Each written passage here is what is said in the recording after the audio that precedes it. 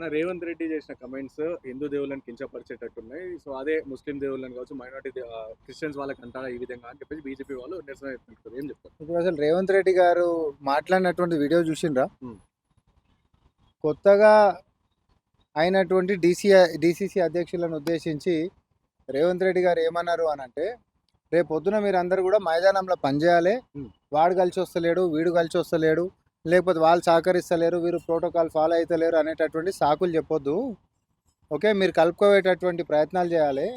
అంతటి దేవదేవుడిని కూడా ప్రపంచం అందరూ మనుషులు కూడా ఒక్కటే దేవుని మొక్కరు కదా. ఎవరి సాంప్రదాయాల ప్రకారం వాళ్ళు దేవుళ్ళని పెట్టుకురు. అంతటి దేవుడి దిక్కి అందరు మనుషులు రానప్పుడు ఆఫ్టర్ ఆల్ మనం మనుషులము, మన దిక్కు అందరిని దిక్కు రావాలనేటటువంటి రూల్ ఏమి ఉండదు. కాబట్టి నాకు సాకులు ఎవరు చెప్పొద్దు, కాబట్టి మీరు అందరు పని చేసుకుంటూ పోవాలి అనేటటువంటి ఉద్దేశంతో ఇతబోగ్దా చేసిండబ్బా. ఇంట్లో తప్పేముందో నాకైతే అర్థమవుతలేదు ఇప్పటికి కూడా. నానా యాగి బూతద్దం పెట్టి బూతులు ఎతికి మరి రోడ్ల మీదకి జాగ దోలాడుకొని పోయి కూర్చునేటటువంటి బీజేపీ డ్రామాలు, మరి ఇదే బీజేపీ నగాలని నేను మళ్ళీ అడుగుతా ఉన్నా. ఆర్ఎస్ఎస్ హెడ్ క్వార్టర్స్ ఢిల్లీ అంటే ఈ దేశ రాజధాని అయినటువంటి ఢిల్లీలో ఆర్ఎస్ఎస్ హెడ్ క్వార్టర్స్ పక్కన పార్కింగ్ కోసం 1400 సంవత్సరాల పురాతనమైనటువంటి గుడిని 2 రోజుల ముంగట గులగొట్టిండ్రు. పండి ట్రైన్ కట్టుకొని పండి. మీకు సిగ్గుంటే, మీకు నిజంగా హిందువులే గిట్ట అయితే, మీరు ధర్మాన్ని కాపాడాలనేటటువంటి రక్తంలోనే గిట్ట ఉంటే, మీరు ఒరిజినల్ హిందువులే గిట్ట అయితే ఆడవేయి కూసోపరి కేంద్రానికి వ్యతిరేకంగా 1400 సంవత్సరాల గుడి. నేను చెప్తుంది ఎప్పుడో 10 ఏళ్ల క్రితం కాదు. ఆడ కాంగ్రెస్ పార్టీ ఉన్నప్పుడు గుళ్ళు కూలలే, ఆమ్ ఆద్మీ పార్టీ ఉన్నప్పుడు గుళ్ళు కూలలే, కానీ బీజేపీ వచ్చిన తర్వాత గుళ్ళు కూలుతున్నాయి. ఈ 6 నెలల్లో 3 గుళ్ళు. ధర్మాన్ని నాలుక మీదకించి చెప్తే సరిపోదు, గుండెలలో ఉండాలి భక్తి అనేటటువంటిది. సో ఈ డ్రామా బాజీలు బంద్ చేయండి. ఇంకొక క్వశ్చన్ వేసిండ్రు మీరు, ఎందుకు హిందువులనే తీసుకుండ్రు, ఎందుకు మిగతా మతాలను అనలేదని అంటారు కదా. ఈ బుర్ర తక్కువలకు తెలవాలి. మనందరి ఇళ్ళలో మనకు కూడా పిల్లలు ఉంటారు. మన పిల్లలకి మన దేవుళ్ళ గురించి చెప్తామా అంటే భగవద్గీత గురించి చెప్తామా, బైబుల్ గురించి చెప్తావా? నేను ఒక హిందువునబ్బా, నేను నా పిల్లలకి ఉదాహరణ ధర్మం నేర్పించేటప్పుడు నా దేవుని గురించి నా ధర్మం చెప్తానా, లేకపోతే ఇంకొక దేవుడు ఇంకొక ధర్మం గురించి చెప్తానా? బుర్రుందా మీకేమన్నా కొంచెమన్నా? ముఖ్యమంత్రి గారు ఎవరు? అరే డీసీసీ అధ్యక్షులు మనోళ్ళు మన పిల్లలకు అంటున్నప్పుడు మన దేవుళ్ళని ఉదాహరణ తీసుకొని ఆ దేవుళ్ళ కంటే గొప్పనా మీరేమన్నా అనేటటువంటి ఉదాహరణని బూతులు ఎత్తుకొనేదో రోడ్ ఎక్కుతే ఈ డ్రామా బాజీలు బంద్ చేయండి అని మళ్ళీ కూడా చెప్తున్నాం. కేవలం బొట్లు పెట్టుకొని కాషాయం వేసుకొని డ్రామాలు చేస్తే నడవదు. మళ్ళీ కూడా చెప్తా ఉన్నా, అసలైనటువంటి హిందువులు గుండెలలో ఉండాలి. నేను మళ్ళీ అంటున్నా, అంధభక్తులకి దేవుడు నరేంద్ర మోడీ ఉండొచ్చు, అసలైనటువంటి హిందువులకి ముక్కోటి దేవతలు అంటే మనందరికీ. సో ముక్కోటి దేవతల గురించి మాట్లాడితే తప్పుబట్టి రోడ్ ఎక్కినటువంటి యొక్క దుర్మార్గులు 2 చెవులు పట్టుకొని మీ యొక్క నాయకులు క్షమాపణలు చెప్పాలి. ఫస్ట్ రేవంత్ రెడ్డి గారి కంటే గొప్పగా దేవుని గురించి చెప్పడం చేసినటువంటి ముఖాలేనా మీరు? నేను ఉదాహరణ చెప్పినా, మీకు అంత భక్తుంటే ఢిల్లీ నగరానికి పొండి, ఇప్పుడు మీరు అందరు కలిసిపోండి, ఆపోండి. ఆడ ఎవరిని చెవులలో పువ్వులు పెడతారు? ఇదంతా దయచేసి ఇప్పుడు బీజేపీ బీఆర్ఎస్కి తేడా ఏంది అనేటటువంటిది మనందరం తెలుసుకోవాలి. ఒకడేమో ప్రాంతీయతతోటి ఆత్మ బలిదానాలకి రెచ్చగొట్టేశాల, అమరవీరుల సమాధుల మీద పునాదులు వేసుకొని అధికారాన్ని 10 సంవత్సరాలు లక్షల కోట్ల రూపాయలు సంపాదించుకోరు ఒక్కొక్కడు. అవునా? ఈరోజు మతం మత్తుని మెదడులకి పసిపిల్లల దాంట్లోకి ఎక్కించి రోడ్ల మీదకి దింపి కొట్టుక చంపించేటట్టు రాజకీయాలు చేసి తర్వాత అలా సావుల మీదకించి అధికారంలోకి ఎక్కాలని చూస్తున్నాడు బీజేపీడు. అవసరమైతే మా దగ్గర రాజస్థాన్ పోండి, మధ్యప్రదేశ్ వంటి వాళ్ళ అధికారంలోకి వచ్చిన తర్వాత పిల్లలు ఒక్కొక్కటి రోడ్డు మీద ఎట్లా పడి ఉన్నాడు. మాదక ద్రవ్యాలు విచ్చలవిడిగా. నిజంగా ధర్మం అనేది, నిజంగా దేవుడు అనేటటువంటిది ఉంటే ధర్మ మార్గంలో నడిచేటటువంటి నాయకత్వం కూడా కనబడాలి. ధర్మ మార్గంలో నడిచేటటువంటి నాయకత్వం అంటే ఏంది? బీజేపీ ఈడ అధికారంలో లేకపోవచ్చు, నువ్వు కేంద్రంలో అధికారంలో ఉన్నావు కదా. తెలంగాణలో మరి ఎక్కువ శాతం మంది మన హిందువులే, మన పిల్లలు మన పోరగాళ్ళు ఎవరు కదా. మరి ఉంటున్నప్పుడు ఆ పిల్లలకి ఈరోజు ఆకలి కోసం, ఇంటి కోసం, లేకపోతే మన ప్రకృతిని కాపాడనీకే నువ్వు ఎన్ని నిధులు తెచ్చినావు చెప్పు అంటున్నా నేను.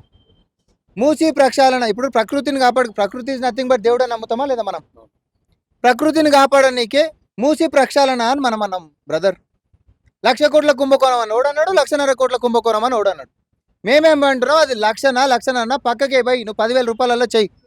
నువ్వు మాకు ప్రక్షాళన కావాలంటున్నావు, మూసి ప్రక్షాళన నువ్వే చెప్పి, మొత్తం కేంద్రం కించి చెప్పి, నువ్వే ముంగటుండి నడిపి. కిషన్ రెడ్డి గారు సాక్సులు వేసుకొని పోయాడ డ్రామాలు చేసి మూసి ప్రక్షాళన జరగకుండా ముంగట పడి కాళ్ళలో కట్టెలు పెట్టి ఆపుడు తప్ప మీరు నిజంగా ప్రక్షాళన అంటే ప్రకృతిని కాపాడేటటువంటి ప్రయత్నం ఏమైనా చేసిండ్రా? చేసింది ఎవరు? ముఖ్యమంత్రి రేవంత్ రెడ్డి గారు. అమ్మలాంటి ప్రకృతిని కాపాడేటటువంటి దాంట్లో దైవత్వాన్ని మేము చూసినాం. కానీ ఆపేటటువంటి రాక్షసానందం పొందుతున్నటువంటి మీరు హిందువుల కిందకి ఎట్లా మాట్లాడతారు? మీకు అర్హతనే లేదంటున్నా నేను. పసిపిల్లల బతుకులు బాగుండాలనేటటువంటిది అంటే తన కడుపులో పుట్టకపోయినా ఇంకొకరి కడుపులో పుట్టిన నా పిల్లలు రోడ్ల మీద పడొద్దు, జీవితాలు ఆగం కావద్దు అని చెప్పి మాదక ద్రవ్యాలను వాళ్ళని ప్రోత్సహిస్తే బెల్ట్ పట్టుకొని కొడుతున్నంత పని చేస్తుండే ఈరోజు.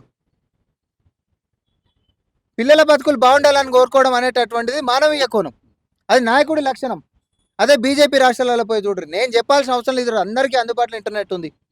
మీరు జర్రసేపు 5 నిమిషాలు కూర్చుంటే అలా విశ్వరూపం ఎందుకు కనిపిస్తుంది మనకి. ఈ డ్రామా బాజీలు బంద్ చేయాలి దయచేసి బీజేపీ. మీకు చిత్తశుద్ధి ఉంటే ఈ రాష్ట్రానికి రావాల్సినటువంటి మెట్రో ఎక్స్టెన్షన్ గురించి కొట్లాడుండ్రి, మూసి ప్రక్షాళన గురించి కొట్లాడుండ్రి, RRR గురించి కొట్లాడుండ్రి, సెమీ కండక్టర్ ఇండస్ట్రీస్ మనకు రావాలని చెప్పి కొట్లాడుండ్రి. అరే పక్క రాష్ట్రం ఏపీ వాళ్ళు పోటీ మీద వాళ్ళేమో గ్రాంట్లు తీసుకొని లేకపోతే స్పెషల్ ఫండ్స్ తీసుకొని వాళ్ళేమో అభివృద్ధి అయ్యేటటువంటి ప్రయత్నాలు చేస్తుంటే ఇక్కడ ముఖ్యమంత్రి 10 సార్లు కేంద్రానికి తిరుగుకుంటూ అనుమతుల కోసం పోతుంటే కాళ్ళలో కట్టెలు పెట్టి ₹1 రాకుండా ఆపేటటువంటి ప్రయత్నం చేస్తారు. ఉల్టా ఏమంటాడు బండి సంజయ్, ఇక్కడ రేషను బియ్యం ఇవ్వకుండా లేఖలు రాసి ఇయ్యండి కేంద్రానికి, మేమే ఇస్తున్నాం. 1 కోటి మందికి మనం ఈరోజు రేషన్ ఇస్తే నువ్వు ఇస్తుంది 55 లక్షల మందికి, అది కూడా దొడ్డు బియ్యం 5 కిలోలు, ఓన్లీ బియ్యం. మనం 6 కిలోలు సన్న బియ్యం మనం ఇస్తున్నాం మన శక్తితోటి. అదేమంటాడు చిట్టి రాసి ఇచ్చేసేరి వద్దని చెప్పి మేము ఆపుతాం అంటే ఒక గమండు, మేము పైనుండి మేము చేస్తున్నామని. మనం ఏమన్నాం, మరి రాష్ట్రంకి నుంచి పైసలు వద్దు, ట్యాక్సులు వద్దు అని చెప్పి నువ్వు కూడా చిట్టి రాసి ఇచ్చేయి, మాదేందో మేము చూసుకుంటాం అన్నాం. మనం రూపాయి కడుతుంటే పన్ను ఇడికించి నువ్వు మాకు 40 పైసలు ఇస్తున్నావు. దానికే నువ్వు పెత్తందారు వ్యవస్థ లెక్క చేస్తా అంటే నేను ఇంకొక విషయం కూడా అంటున్నా బ్రదర్. ధర్మం గురించి, దేవుడి గురించి కాషాయ కండువాలు వేసుకొని రోడ్డు మీద కూర్చున్నటువంటి పాపం అమాయకులైనటువంటి ఆ పిల్లలకి అంటే బీజేపీ కార్యకర్తలను కూడా నేను అడుగుతా ఉన్నా, అరే మన మందిరాలకి GSTకి సంబంధించినటువంటి నోటీసులు వచ్చినాయి, ఎవరికైనా సోయి ఉందా మీకు?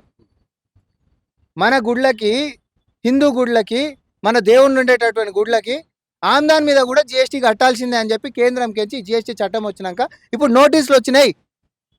అరే మీకు దమ్ము ధైర్యం ఉంటే బీజేపీ కండువా తీసేసి కాషాయ కండువా వేసుకొని రోడ్ ఎక్కరు, మీతో పాటు నేను కూడా కూర్చుంటా, రండి కొట్లాడదాం.